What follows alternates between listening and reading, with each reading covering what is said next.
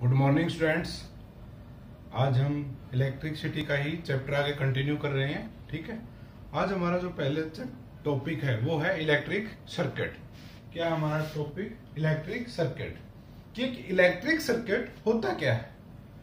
एक continuous conducting path. कैसा path? Conducting path. Conducting path कौन सा होता है? वो पाथ जिसमें से क्या हो, करंट पास हो सके। जैसे एक वायर है, वायर के अंदर से क्या होता है? करंट पास होता है, तो वो क्या है? कंडक्टिंग पाथ है। एक कंटिन्यूअस यानी कि लगातार, यानी जिसके अंदर से लगातार करंट पास हो सके।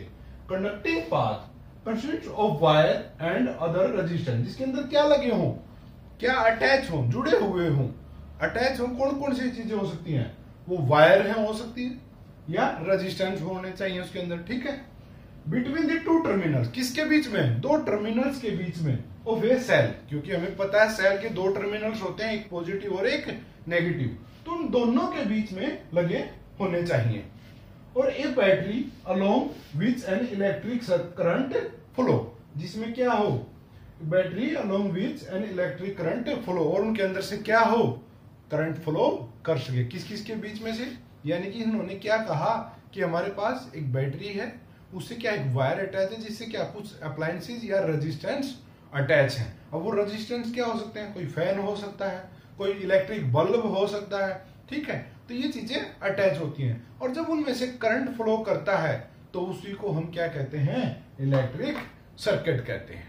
ठीक है, तो आपका मेरे YouTube चैनल गुरुजी पर हार्दिक स्वागत है। अगर ये वीडियो आपको अच्छी लगे तो वीडियो को लाइक करें और आपके अपने YouTube चैनल गुरुजी को सब्सक्राइब करें। और आपको मेरे वीडियो में कुछ कमी लगे तो अपने वैल्यूएबल कमेंट्स नीचे ज़रूर लिखें। Thank you. अब इलेक्ट्रिक सर्किट के अंदर हमारे कुछ सिंबल आते हैं, जिससे हम क्या करते हैं? रेजिस्टेंस, बैटरी या इलेक्ट्रिक बल्ब, इन सभी को डिनोट करते हैं। अब वो सिंबल्स क्या क्या हैं, किस प्रकार से बनाए जाते हैं, और इनका क्या फायदा है? हमारे जो ये सिंबल्स हैं, ये किस चीज के लिए बनाए जाते हैं? ये बनाए जाते हैं कि हम जो सर्किट डायग्राम बनाते हैं। अब ये सर्किट डायग्राम क्या होता है, पहले मैं वो बता देता हूं, उसके बाद ये बता देते हैं। सर्किट डायग्राम क्या होता है? जब भी कोई चीज हम अटैच करते हैं, जैसे एक वायर के साथ एक बल्ब को अटैच किया, बल्ब से एक स्विच को अटैच किया, और फिर उससे किसको, जैसे एक वायर ली हमने, उससे क्या अटैच किया? एक बल्ब अटैच किया, उसके बाद फिर एक स्विच अटैच किया। ठीक है, और यहाँ पर एक बैटरी अटैच की, क्या अटैच की? बैटरी अटैच की, और फिर इसको इससे अटैच कर दिया। तो ये क्या हमारा एक इलेक्ट्रिक सर्किट है। क्या है ये? Electric circuit. लेकिन ये बेसिक है, अभी हम आपको आगे बताएंगे कि ये कौन सा किसके अंदर कैसे लगता है, ये क्या क्या सिंबल्स हैं। तो पहले सिंबल पढ़ते हैं।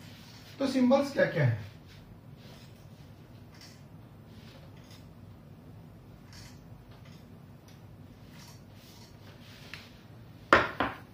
सबसे पहला सिंबल आता है हमारा एक सेल का। फर्स्ट क्या है? सेल। ये सेल को किस प्रकार सिंबल के रूप में बनाया जाता है? सेल के लिए क्या होता है सिंबल हमारा? ये किस चीज का सिंबल है हमारा? सेल का। जो ये लाइन है, जो ये लॉन्ग है, ये जो लाइन दिखाई दे रही है आपको, ये किस चीज के लिए होता है? पॉजिटिव टर्मिनल के लिए। किसके लिए होता है? पॉजिटिव टर्मिनल के। और ये जो छोटे वाली लाइन है, किसके लिए होती है? नेगेटिव टर्मिनल्स के लिए। आपने सेल देखा होगा आपके पास, उसमें एक जगह पे प्लस लिखा होता है और एक जगह माइनस लिखा होता है। तो प्लस वाले को किससे डिनोट किया जाता है सिंबल के रूप में?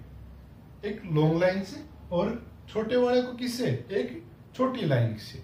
नेगेटिव को किससे डिनोट किया जाता है? छोटी सी लाइन से। ठीक है, ये हमारी क्या है? सेल। सेल के बाद क्या आता है? बैटरी।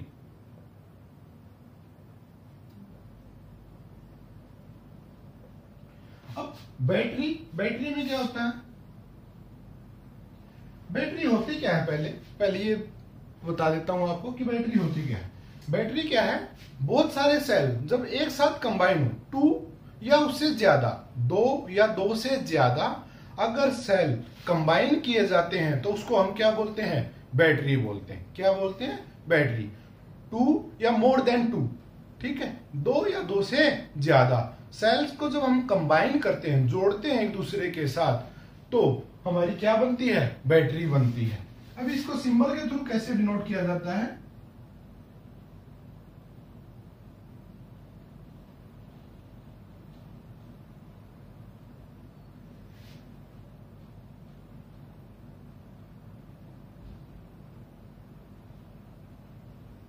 ठीक है, ये हमारा किसका सिंबल है, बैटरी का। यहां पर positive negative positive negative positive negative. वैसे एक्चुअल में जब हम बिजली का बैटरी का सिंबल बनाते हैं तो हमारे पास सिर्फ एक ये टर्मिनल दिखाया जाता है पॉजिटिव, और एक ये बीच वाले नहीं दिखाए जाते, ठीक है। और आपको जो बैटरी पे दिखाई देते हैं बाहर की तरफ, वो भी ये सिर्फ दो ही मेन पॉइंट दिखाई देते हैं। अब इसके अंदर देखो कैसे अटैच किया, नेगेटिव को किसे अटैच किया है, पॉजिटिव के। ये एक सेल है, ये दूसरा सेल है, और ये थर्ड है, ठीक है। ये first cell, second cell and third cell. और फर्स्ट सेकंड का जो नेगेटिव टर्मिनल उसको हमने किससे अटैच किया, पॉजिटिव से, और सेकंड सेल का जो हमारा नेगेटिव था उसको किससे किया, पॉजिटिव। इन लास्ट जो हमें मिलता है एक पॉजिटिव और एक नेगेटिव। इस प्रकार का जो सिंबल होता है उसको हम किसका सिंबल कहते हैं, बैटरी का। और जो ये वाले हिस्से हैं, जो ये हमारे किसको डिनोट कर रहे हैं, ये कर रहे हैं कि एक सेल को, किसको डिनोट करते हैं, सिंगल सेल को। अगर किसी बैटरी के अंदर 6 सेल लगे हो, कितने, 6 सेल अगर लगे हो, तो यहां पर हमें ऐसे ऐसे कितने सिंबल बनाने पड़ेंगे, 6 बनाने पड़ेंगे। अब ये कितने सेल की बैटरी है, 3 सेल की बैटरी है। कितने सेल की बैटरी है, ये 3 सेल है इसके अंदर, ठीक है। अगर हमें 2 सेल की बनानी हो तो क्या करना पड़ेगा, एक को साफ कर देंगे, तो ये कितने सेल की बैटरी होगी, 2 सेल की बैटरी होगी। अब जो एक बैटरी की वोल्टेज होती है हमारी, वो होती है 1.5 वोल्ट। क्या होती है, 1.5 वोल्ट। स्मॉल के अंदर, और मैक्सिमम वैसे मेजॉरिटी के अंदर जो मानी जाती है हमारी, वो क्या होती है, 2 वोल्ट। एक सेल की जो ये होती है 2 वोल्ट। और हमारे जो छोटे छोटे सेल्स होते हैं उनकी वेरिएबल्स होती है, अलग अलग होती है, अकॉर्डिंग टू रिक्वायरमेंट अगर हमें बनाई जाए। लेकिन अगर हमारे जो घरों के अंदर जो इन्वर्टर पे बैटरी लगी होती है उसके अंदर कितने सेल होते हैं, 6 सेल होते हैं।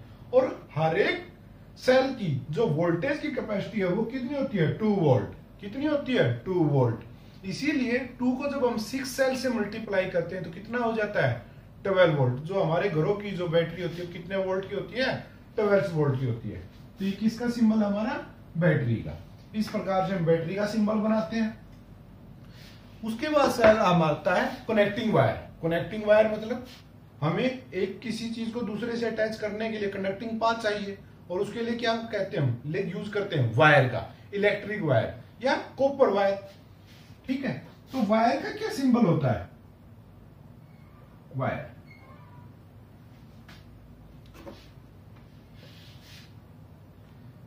इलेक्ट्रिक वायर, वायर का सिंबल होता है ऐसे लाइन। ये किसका सिंबल है हमारा, इलेक्ट्रिक वायर का, ठीक है। उसके बाद आता है हमारा ए वायर ज्वाइंट, कि हमें एक वायर को दूसरी वायर के साथ क्या करना है, टाई करना है, ज्वाइंट करना है। तो उसका सिंबल क्या होगा, ए वायर ज्वाइंट। इसको क्या करते हैं, एक स्ट्रेट लाइन लगाते हैं ऐसे, और एक यहाँ पे नीचे से अटैच करके यहाँ पे नॉट बनाते। किस चीज का सिंबल है ये, ए वायर ज्वाइंट का। किसका सिंबल है हमारा, ए वायर ज्वाइंट। ये जो सिंबल्स हैं ये हम किसके अंदर यूज करते हैं, जब हम कॉपी के अंदर सर्किट डायग्राम बनाते हैं, यानी कि हमें ये बताना हो कि भाई हमारा जो अप्लायंसेस है वो कैसे कैसे अटैच किए गए हैं, तो उनके लिए हमें इन सिंबल्स का यूज करना पड़ता है, ठीक। ये हमारे कितने हो गए, 4। उसके बाद आता है हमारा जो wire crossing without contact. 5th आता है वायर क्रॉसिंग विदाउट कॉन्टैक्ट। यानी कि हमें एक वायर के ऊपर से ऐसे दूसरी वायर लेके जानी है, तो उसको सिंबल में कैसे डिनोट करेंगे कि भाई ये वायर ऊपर से गई हुई है या ज्वाइंट है। तो उसके लिए क्या करते हैं, हमारा सिंबल बनता है इस प्रकार से। हम एक वायर बनाते हैं, ठीक है। और सेकंड वाला क्या करते हैं, ये यहां से, ये ऐसे और ऐसे। तो ये क्या है, इसका मतलब क्या है कि ये वायर और इस वायर और इस वायर के अंदर कोई भी कांटेक्ट नहीं है, ये इसके ऊपर से जा रही है। ठीक है, तो ये हमारे सिंबल्स है।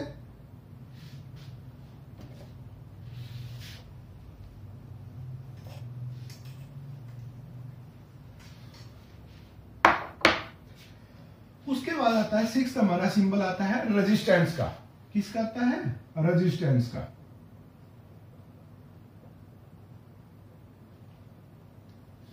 अब जो रेजिस्टेंस का सिंबल होता है हमारा, वो क्या होता है, इस प्रकार से। किस प्रकार से होता है, इस प्रकार से। ये किसका सिंबल है हमारा, रेजिस्टेंस का। रेजिस्टेंस क्या करता है, अपोज करता है करंट को फ्लो करने से। ठीक है, तो ये क्या है, रेजिस्टेंस। अब जैसे हमें सर्किट के अंदर अगर फैन लगाना तो उसकी जगह भी ये रेजिस्टेंस का ही सिंबल बनाया जाता है। ठीक है, 7 पॉइंट पे आता है वेरिएबल रेजिस्टेंस।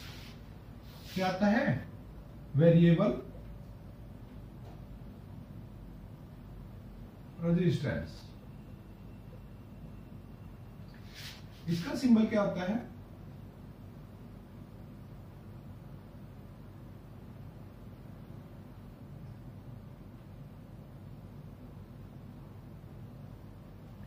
ये किस चीज का सिंबल है हमारा, वेरिएबल रेजिस्टेंस का।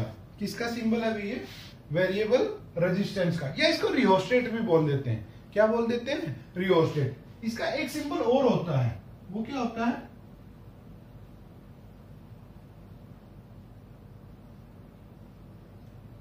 तो ये भी हमारा किसका सिंबल है, रियोस्टेट या वेरिएबल रेजिस्टेंस। इसको वेरिएबल रेजिस्टेंस भी बोलते हैं और रियोस्टेट भी बोलते हैं। उसके बाद जो हमारा आता है वो आता है सिंबल एमीटर का।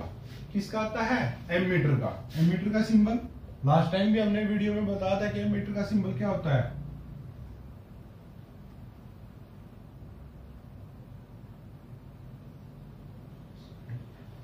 किसका सिंबल है ये, एमीटर का। एमीटर। उसके बाद वोल्ट मीटर।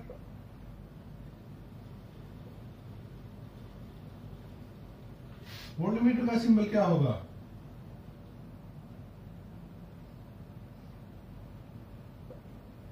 ठीक है, तो ये हमारे किसका सिंबल है, वोल्ट मीटर का है।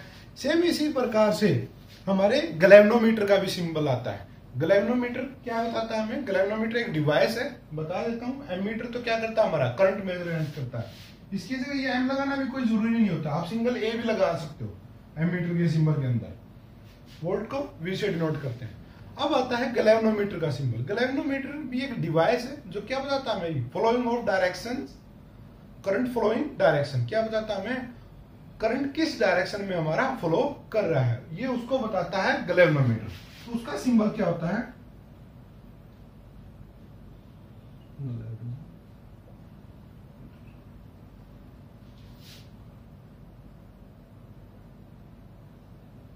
इसके अंदर गैल्वेनोमीटर के अंदर एक बात का हमेशा ध्यान रखना कि कभी भी कोई पॉजिटिव और नेगेटिव का टर्मिनल नहीं बनाए जाते।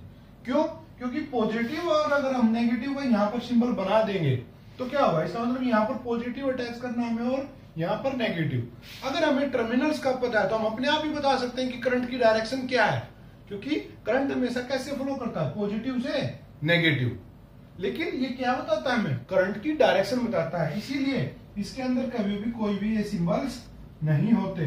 क्या नहीं होते, ये सिंबल्स नहीं बनाए जाते, ये सिर्फ जी से डिनोट किया जाता है।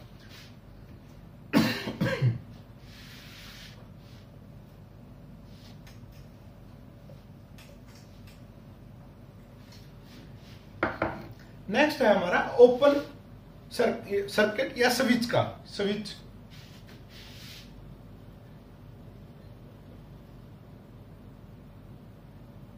स्विच या ओपन सर्किट्स का हम कहते हैं इसको। इसको किस प्रकार से बनाया जाता है, स्विच। ठीक है, अब स्विच का इसको ओपन स्विच भी लिख सकते हैं, ओपन स्विच एंड या ओपन सर्किट। ओपन सर्किट या ओपन स्विच का सिंबल हमारा क्या होता है, ये होता है। अब नेक्स्ट है हमारा कौन सा होगा, क्लोज स्विच या क्लोज सर्किट। स्विच क्या काम करते हैं, आपने घरों में देखा होगा, जो स्विच होते हैं हमारे, उससे हम क्या करते हैं, ऑन या ऑफ, यानी कि फैन ऑन करना है तो उसको दबा देते हैं नीचे की तरफ तो वो फैन ऑन हो जाता है, लाइट ऑन करनी है या ऑफ करनी है, टीवी ऑन करना है, ऑफ करना है, ठीक है, तो वो सारी चीज ऑन और ऑफ, तो किसके द्वारा काम किया जाता है, वो स्विच के द्वारा। तो ये जो सिंबल है यानी कि किसका है, ओपन सर्किट का, यानी कि उस टाइम करंट फ्लो नहीं करता, किसके अंदर, सर्किट के अंदर, ठीक है। यानी कि अगर आपने उसमें फैन लगाया हुआ है तो फैन नहीं चल रहा होगा, बल्ब लगाया तो वो ग्लो नहीं करेगा, ठीक है। उसके बाद आता है क्लोज स्विच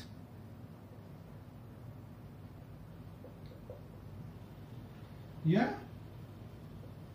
क्लोज सर्किट। इसका सिंबल क्या होता है हमारा, ये सेम बनाते हैं, ठीक है, बिल्कुल ओपन और ये, लेकिन इसके फर्क क्या होता है, बीच में एक डॉट बनाया जाता है, इसके बीच में क्या बनाते हैं हम, एक डॉट बनाते हैं, ठीक। ये एक टाइप के होगी। अब एक सर्किट के अंदर एक टाइप का स्विच और बनाते हैं, वो क्या होगा, या तो ये बना दो या ये बना सकते हो आप, ये भी किसका सिंबल है हमारा, ओपन सर्किट का या ओपन स्विच का। और क्लोज का कैसे बनेगा, ये ऐसे,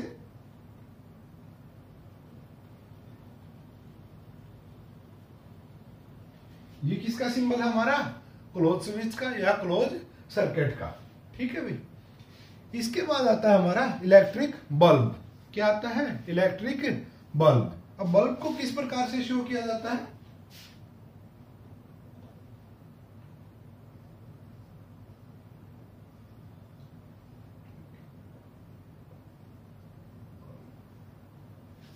बल्ब को इस प्रकार से बनाते हैं,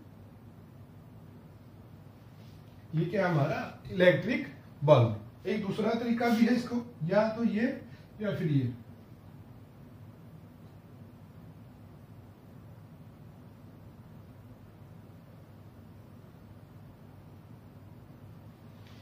दोनों जो सिंबल्स हैं हमारे, वो किस चीज के सिंबल है, इलेक्ट्रिक बल्ब के। यानी कि अब ये जो दो दो सिंबल बनाए जाते हैं, इसका मतलब ये नहीं कि दोनों दोनों एक ही सर्किट के अंदर यूज करते हैं, आप ये भी यूज कर सकते हो, ये भी यूज कर सकते हो, और क्लोज सर्किट के लिए आप ये भी यूज कर सकते हो, ये भी यूज कर सकते हो, ओपन के लिए ये भी हो सकता है और ये भी हो सकता है।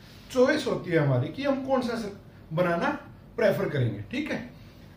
ये थे हमारे कुछ सिंबल्स जो हम इलेक्ट्रिक सर्किट के अंदर यूज करते हैं। अब इससे छोटा सा एक इलेक्ट्रिक सर्किट बना के देखते हैं, ठीक है, तो उससे आपको ये समझ में आ जाएगा कि इलेक्ट्रिक सर्किट होता क्या है। इलेक्ट्रिक सर्किट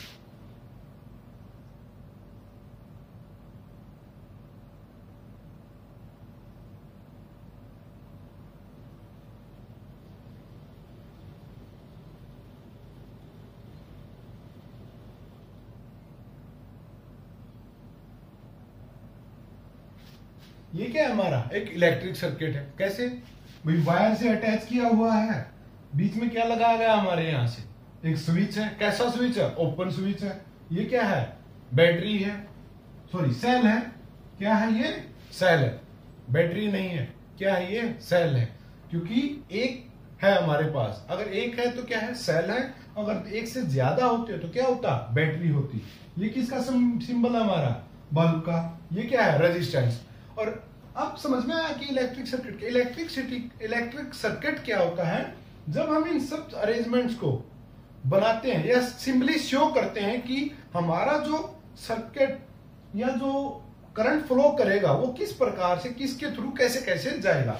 अब देखते हैं, तो यहां से करंट यहां से जाएगा, यहां से होते हुए पहले किस में जाएगा, बल्ब के अंदर, फिर इसके अंदर, और फिर ये कंपोनेंट किस प्रकार से हमने अरेंज किए हुए हैं इलेक्ट्रिक सर्किट के अंदर। तो इसी को हम क्या कहते हैं, इसका इलेक्ट्रिक सर्किट बोलते हैं। इसके बाद आता है हमारा नेक्स्ट टॉपिक है जो कि बहुत ज्यादा इंपॉर्टेंट है, वो है ओम्स लॉ। क्या कहता है, ओम्स लॉ।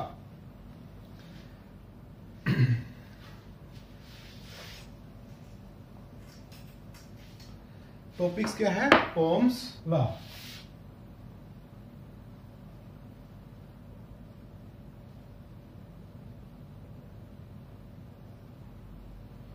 ओम्स लॉ क्या कहता है, at a constant temperature, at a constant temperature, constant temperature, the current flowing, the current flowing through a conductor is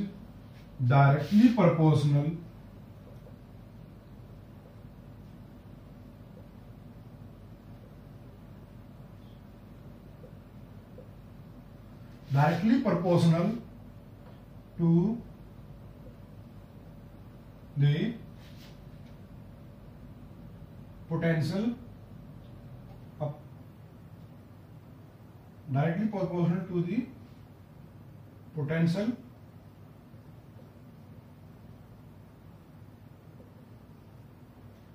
क्या होता है कि जो करंट है हमारा वो क्या होता है, डायरेक्टली प्रोपोर्शनल होता है हमारा किसके, पोटेंशियल के, directly proportional to the potential. ठीक है, अब इसके अकॉर्डिंग क्या कहा कि एट अगर कांस्टेंट टेम्परेचर है, टेम्परेचर कांस्टेंट क्यों रखते हैं, क्योंकि अगर हम कांस्टेंट नहीं रखेंगे टेम्परेचर तो क्या होता है कि जो ये वैल्यूज हैं वेरी कर जाती हैं, किसकी, करंट की और आई की। इसके अकॉर्डिंग क्या कहा कि अगर हमारा टेम्परेचर क्या है, कांस्टेंट है, क्या है, कांस्टेंट है,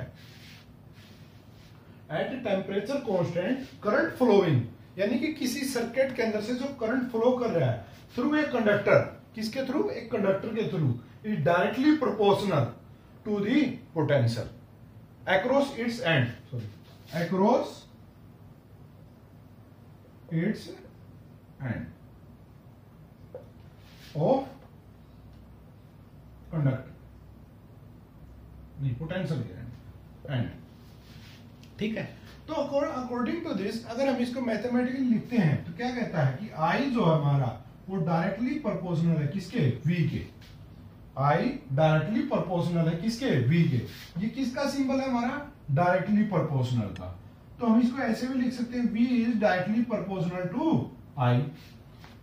यहां पर वी क्या है, पोटेंशियल, आई क्या है, करंट, ये किसका सिंबल है, डायरेक्टली का, यानी कि आई प्रोपोर्शनल है, डायरेक्टली प्रोपोर्शनल है किसके, वी के, वी डायरेक्टली प्रोपोर्शनल है आई के।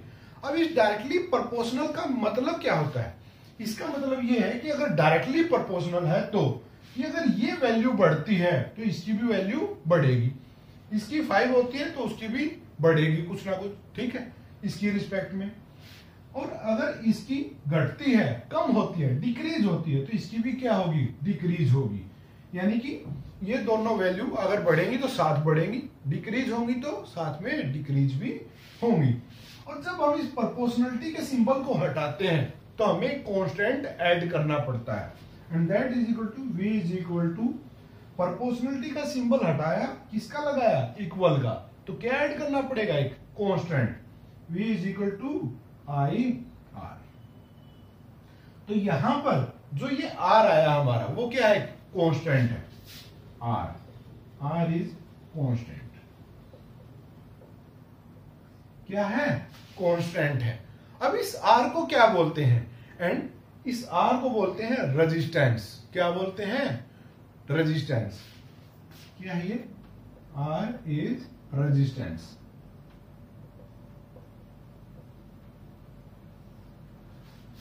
आर क्या हमारा रेजिस्टेंस है, ठीक है। अब जो हम अगर अकॉर्डिंग इसके देखते हैं कि आर तो हमारा रेजिस्टेंस है, लेकिन अब इस आर को भी अगर हमें डिफाइन करना हो, यानी कि रेजिस्टेंस को भी अगर हम एक्सप्लेन करें तो वो कैसे कर सकते हैं, और क्या इनकी कोई और इक्वेशन बन सकती है, देखते हैं।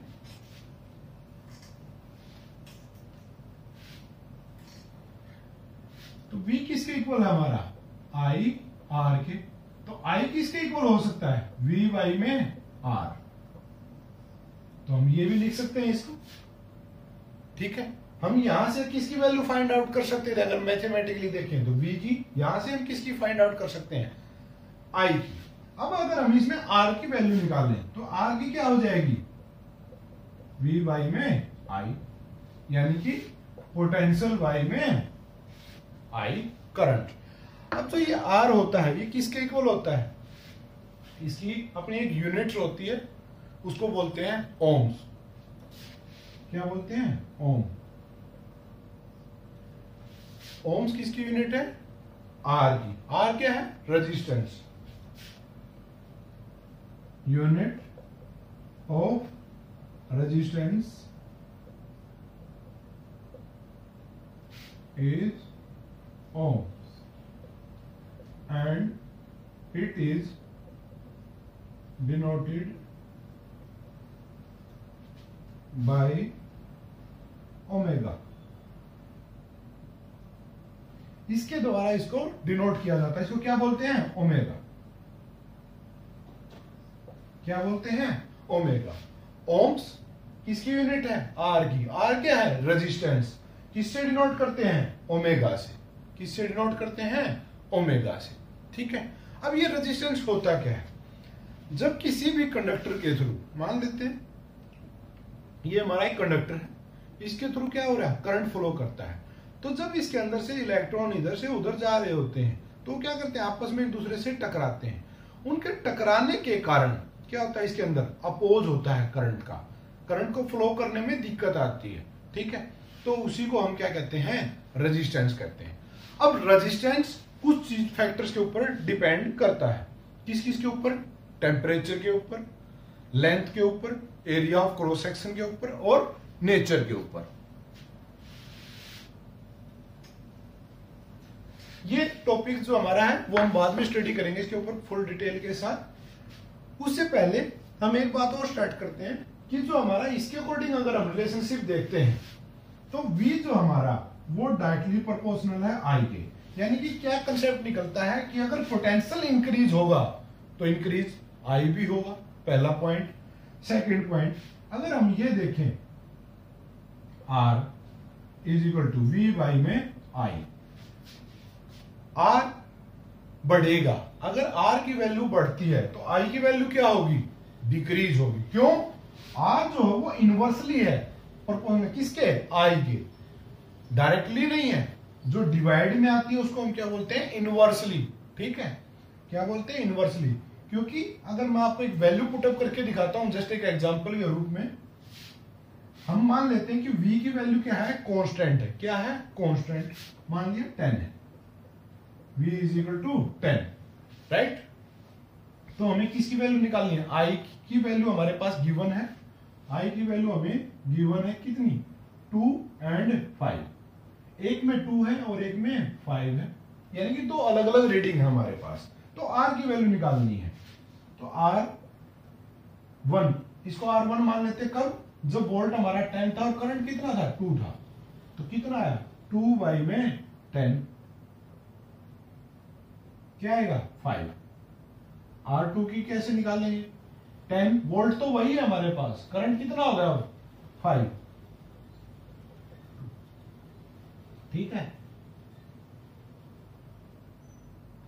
अब ये देखो, जब हमारे पास करंट 2 था, 2, तो रेजिस्टेंस कितना था? 5। रेजिस्टेंस कितना था हमारे पास? 5। रेजिस्टेंस ज्यादा था।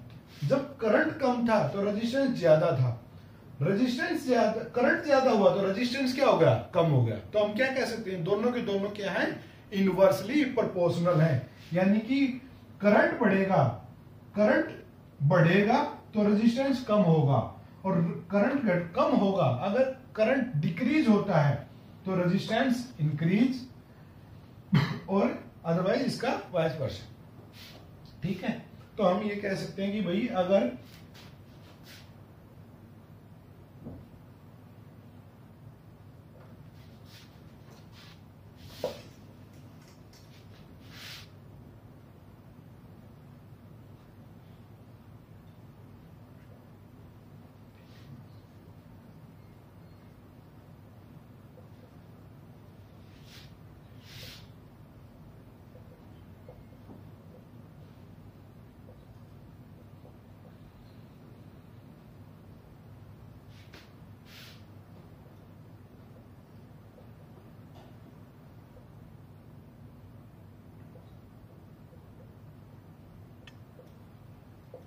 तो इससे हमारा ये क्या कंसेप्ट निकला कि if current decrease then resistance is increase at constant potential. लेकिन पोटेंशियल क्या होना चाहिए हमारा, कांस्टेंट होना चाहिए, ठीक है।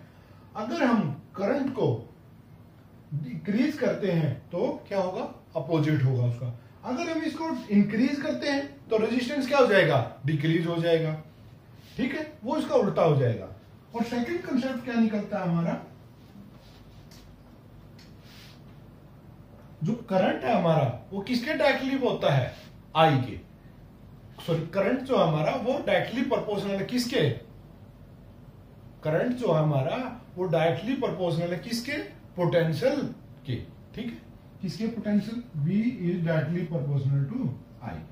ये हमारे कुछ पॉइंट्स थे जो आपने देखे।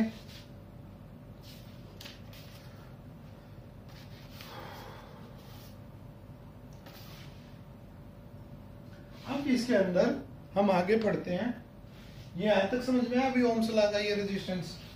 अब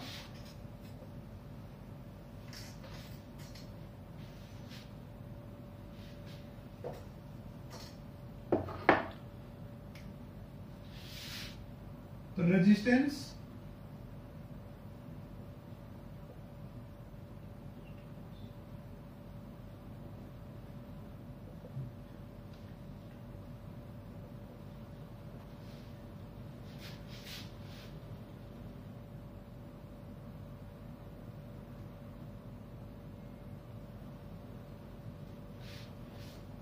रेजिस्टेंस जो हमारा डिनोटेड बाय ओमेगा, और ये किसके इक्वल होता है,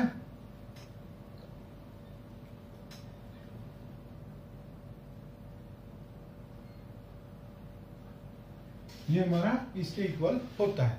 अगर अब हमें कोई ये कहे कि भी आप रेजिस्टेंस को डिफाइन करो कि 1 ओम रेजिस्टेंस है आपका, इसको आपको डिफाइन करना है, तो हम कैसे डिफाइन करते हैं कि अगर हमें कितना चाहिए रेजिस्टेंस, 1 यूनिट, अगर रेजिस्टेंस कितना हमारा 1 है तो पोटेंशियल डिफरेंस भी कितना होना चाहिए, 1। अगर ये है तो इसके अंदर से करंट भी कितना फ्लो करे, 1, कितना फ्लो करे, 1 एम्पियर। अगर करंट हमारा जो फ्लो कर रहा है किसी सर्किट के थ्रू वो कितना है, 1 एम्पियर का है, then potential difference across its end is 1 volt, then resistance is 1 ohms. इस प्रकार से हम रेजिस्टेंस को की जो यूनिट है ओम उसको डिफाइन कर सकते हैं, ठीक है। 1 ohm is resistance of a conductor such that when a potential difference of 1 volt to its end and a current of 1 ampere flow through its। ये हमारा किसका था अभी, रेजिस्टेंस के बारे में था, ठीक है।